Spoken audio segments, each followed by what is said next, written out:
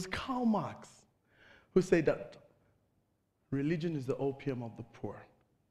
Religion has been historically used as a means to systematically oppress, suppress, and take control of resources by the elite from the poor. And please don't confuse it with spirituality. Now, as a reverend, I'll focus on Christianity, but Islam and traditional beliefs do certainly take their own share. Here I am, a reverend, okay? And why would I speak so critically of religion? Well, let me tell you a few things about myself. First, I'm a born-again Christian. I'm spirit-filled, I'm tongue-speaking, I'm charismatic, evangelical. So that gives you an idea of where I stand. 23 years been saved. 17 of those years, a minister of the gospel. Sat under some of the most amazing human beings, but also sat under some very interesting people. I learned something very interesting in that period. I learned that a number of people within religious institutions aren't really about shepherding, grounding, discipling, and releasing, but more about manipulation, control, and selfish gain. But I think the biggest lesson that I learned is just how religion, and I really use that word, religion, shackles people to personalities and institutions. I learned a very bitter truth, and here's that truth.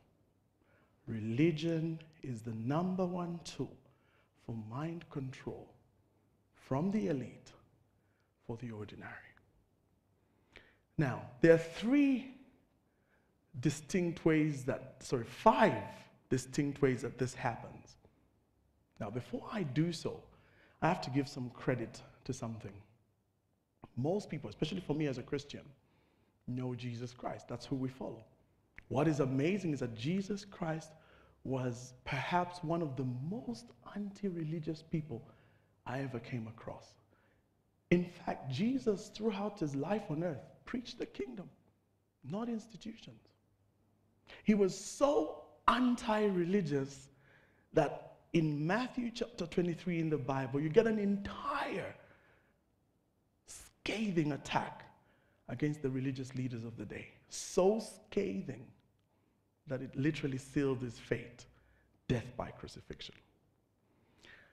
So, let's ask ourselves this question. Exactly how has the ruling class used religion to oppress and suppress? So let's walk you through 5 key ways that I've learned. The first one is that they've used it as a means of control. Okay, so religion has been used throughout history to ensure that the elite can take control of the simple. And they've done this in 3 very specific ways. The first is to push the concept of martyrdom.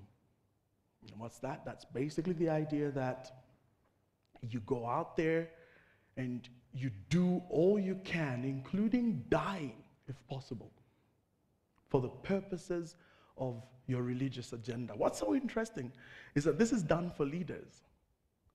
But the saddest part, though, is that some people are so fervent about this that they go as far as blowing up people, as we know very well, through the antics of Boko Haram and Al-Shabaab. The second method is the suffering model. Okay, pie in the sky, life will be good for you when you get in the kingdom of the hereafter. So suffer, suffer, suffer. The more you suffer, the holier you are. The irony, as always, is that it's the disciples that suffer. The third one is that money is evil. And there's 2 really badly misquoted scriptures that are used to exacerbate this. The first one, and you all know it, it is easier for a camel to go through the eye of a needle than for a rich man to enter the kingdom of God. And the second one, just as badly misquoted, the love of money is the root of all evil. Ladies and gentlemen, those two statements have done more harm towards wealth creation and the concept of wealth in Africa. Global Finance Magazine 2020 figures. Of the 20th poorest countries in the world, 16 are in Africa. 16. I mean, just think about that. Ask any African. We pray the most. We fast the most. We're the most fervent religious people I know. And yet, all the poverty. So does that mean prayer doesn't work? Of course it does. All I need to do is just point you to countries that are religious but very rich. The USA, Israel, United Arab Emirates, Bahrain. So if there are countries that are rich, yet there are people that are poor like us, something's wrong. Anyway, let's get back to our list, shall we? At number 4, or is it number 2? Let's go with number 2 because that was number 1. So number 2 is the justification of kingdoms and empires. There's a reason, ladies and gentlemen, why in chess you have castles, you have king, queen, and a bishop and a knight. You see, there is no greater person that can justify political control than a religious person. And so, throughout history, religion has justified the elite. They call them the noble. They call them the blue blood. And if you bring it close to home, they're called the anointed. Third is slavery.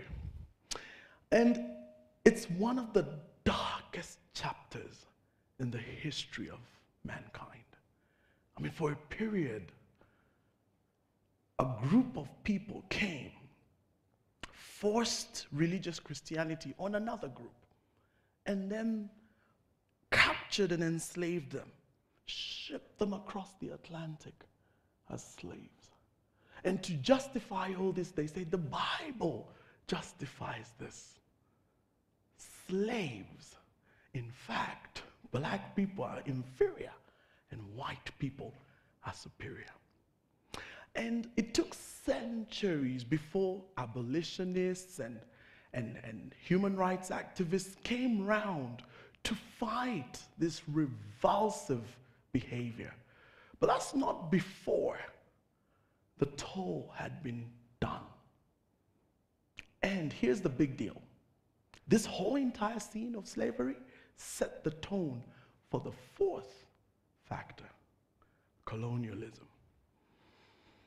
I'll be honest with every one of us here. Colonialism was the back end of Christianity.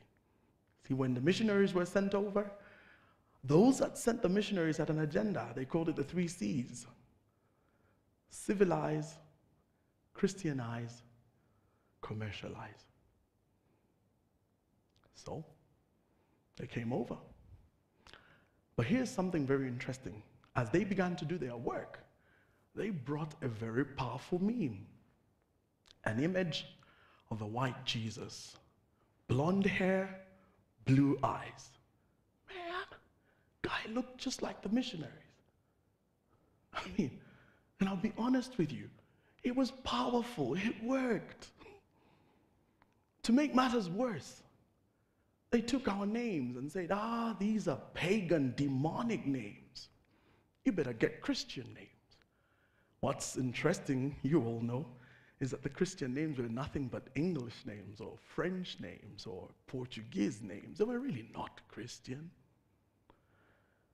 As if that wasn't enough, ethnic groups. They divided us by the color of our skin. At the top of the food chain were the whites, and then followed the Indians, and then followed the coloreds, and right at the bottom were the blacks. But you see, the worst was yet to come which is my fifth point: white supremacy. You know, what is sad is that white supremacy it had its greatest advocate in religious Christianity. It was religious Christianity that pushed the concept and idea that whites are actually supreme and superior to blacks. Truth is that religious Christianity was used as a Trojan horse to hide this very evil seed. And of course, don't forget the linguistic terms like white is good, black is bad, white-listed, black-listed, white market, black market. Throw in a good chunk of slavery, apartheid, Jim Crow laws, really justified again by the Bible. And then this was enforced by the use of lynching, killing, disenfranchisement of black people, inferior education, inferior opportunities. And what that did was essentially kept the black people enslaved through conditioning. And bear in mind, this took centuries. The seed that was further sown, which is so evil also, was the use of linguistics, language, words. I apologize in advance because this is TED, but I have to use this word. One good example of the use of words, caricature, terminologies, is the word nigger. The word nigger and all its related terms was used to further enforce the idea of the inferiority of a black man.